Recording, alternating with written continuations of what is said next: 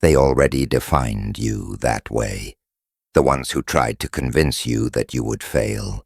The ones who secretly felt satisfaction when they saw you fall. The ones who smiled to your face while expecting everything to stay exactly the same. Small, easy to control, predictable. They tried to stop you. For a while, it worked. Not because they were strong, but because you believed them. You took on their doubts as if they were your own fears. You dimmed your light so they wouldn't feel threatened by you. But there's something they didn't notice. You're still here. You're still alive, still watching, and the fire inside you never went out. And that fire they worked so hard to extinguish. It didn't die. It just hid. It learned how to survive in the dark. It has now turned into something they no longer recognize or control. Niccolò Machiavelli understood this fire. He spent his life studying power dynamics. Not the loud, attention-seeking kind, but the quiet force that moves in the shadows. He observed people rising and falling. He watched empires collapse, not because of external enemies, but because of internal weakness. Hidden within his writings was a message about the psychological structure of being untouchable. Not cold, not cruel, untouchable. The kind of person who does not react to insults, who does not collapse when rejected, who does not lose direction in the face of betrayal. This is not about revenge. It's not about being ruthless. It's about accepting a terrifying truth that most people spend their entire lives trying to escape. The people who hurt you never actually had the power to do so. You gave that power to them, and tonight, you're taking it back. Here is a sad truth no one wants to say out loud. Most people are trapped, not by their circumstances, their environment, or those who wronged them, but by a self-image that was never real to begin with. They built their identities around other people's expectations. They shaped their dreams to fit what society approved of. They suppressed their deepest desires. Because once, someone told them those desires were dangerous, wrong, or too much. Now they move through life with invisible chains, wondering why everything feels so heavy. Machiavelli saw this with brutal clarity. He wrote about how people are enslaved not by tyrants, but by their own need for approval. He realized that the most dangerous form of control is not violence. It is dependence.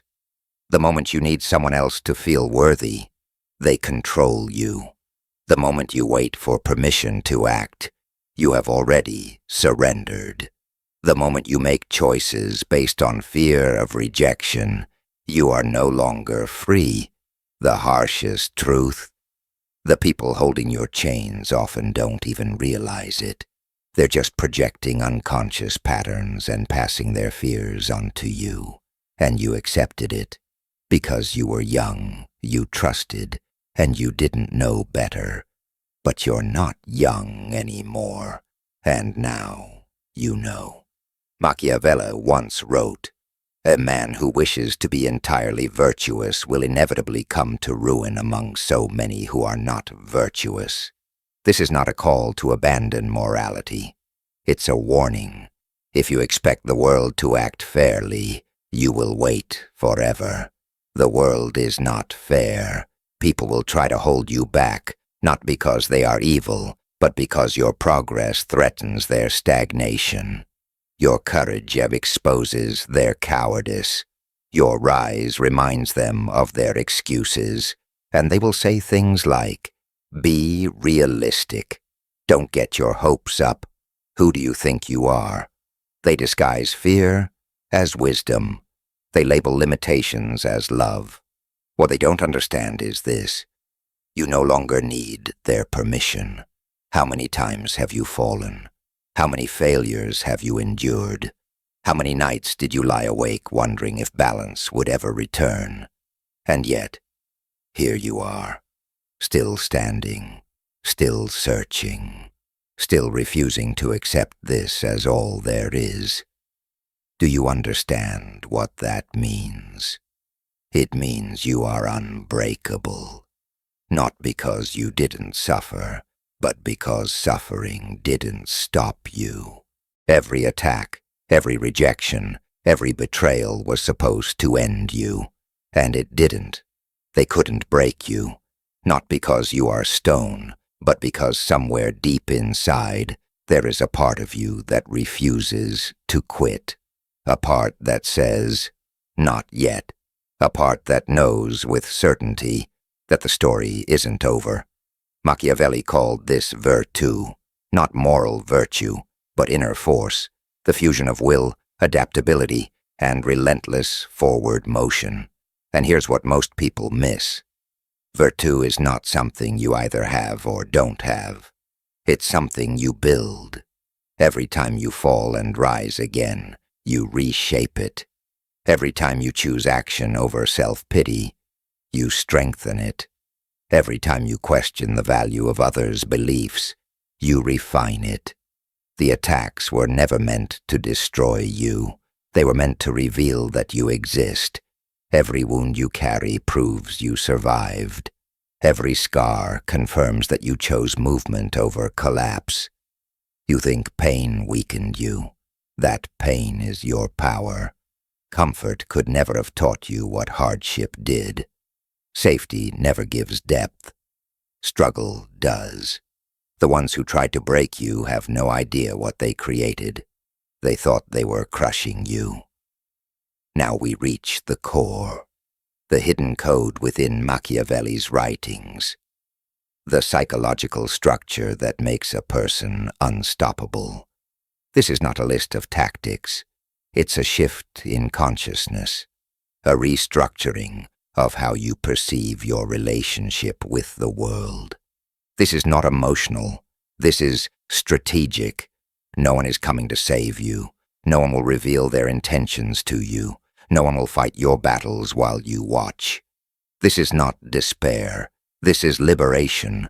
Because the moment you stop waiting to be rescued, you begin rescuing yourself. The moment you accept that your life is yours to control, you reclaim every fragment of power you handed away. Your foundation must come from within, your worth, your direction, your reason to wake up in the morning. These cannot be taken from someone else. They must be claimed, fully, unapologetically. Most people are ruled by their emotions. They retreat when afraid. They explode when angry. They freeze when uncertain. But Machiavelli understood something different.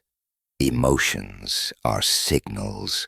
They reveal what's happening beneath the surface, but they do not dictate what you must do. You don't have to obey them. The untouchable mind feels every emotion, but is governed by none. It observes fear without running. It registers anger without reacting. It notes doubt without surrendering. This is not suppression. This is mastery, not coldness. Freedom. The freedom to choose your response instead of being enslaved by reflex. Machiavelli knew the world does not reward transparency. Strategy creates advantage. Those who reveal everything become targets. Those who keep things hidden appear intriguing, powerful, unpredictable. This is not about being fake. It's about being selective. You do not owe access to your inner world. You do not need to explain yourself to people who haven't earned your truth. You can be warm without being exposed, kind without being naive. A mask is not a lie. It's armor. When you understand that not everyone deserves full access to you, something extraordinary happens. People can no longer use your openness against you. They find nothing to exploit. They sense something different, something they cannot manipulate. That's when power shifts. Being unstoppable is not about speed. It's not about intensity. It's not brute force. It's inevitability. An unstoppable person moves like water. When it meets an obstacle, it doesn't crash. It adapts. It flows around it, under it, or waits until it collapses. But it never abandons its direction. Machiavelli saw this in leaders who survived while others fell. They weren't the strongest. They weren't the loudest. They were the most adaptable, the most patient, the most willing to change tactics without changing purpose. Most people try to predict the future. Those who think like Machiavelli prepare for multiple futures. Water cannot be stopped, only redirected, and eventually it finds its way. This is who you are becoming. Write down every person, outcome, or condition you believe you need in order to feel okay. That is your list of chains. That is where your power leaks. Ask yourself, what happens if I lose this? Not to be pessimistic, but to prepare. The person who depends on nothing external is never under threat. When something triggers you, notice the moment, the gap between stimulus and response. At first it will feel invisible. You'll react automatically. But with practice, that space widens.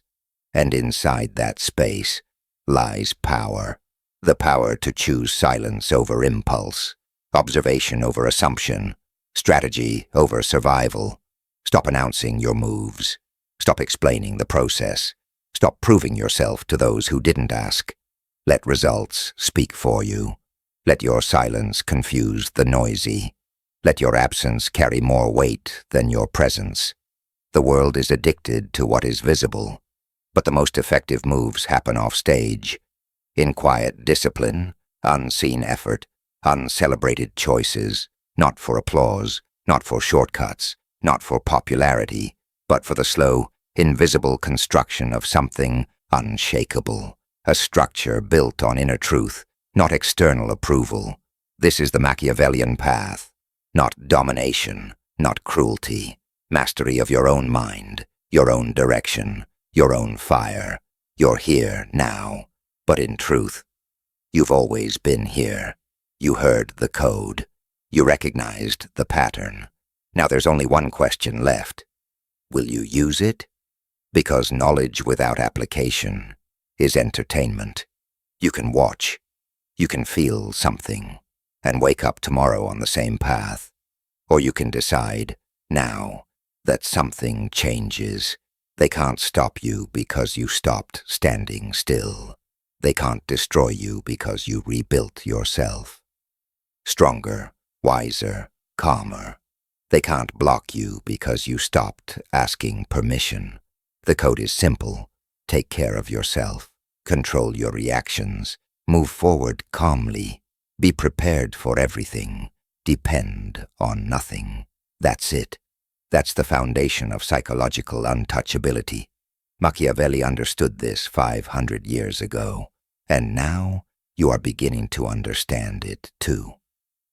The question is, how will you use the next 500 days? Will you build something, or return to your limits? The fire is still here. It never disappeared. It was only waiting for you to stop questioning its heat. Now it's ready to burn.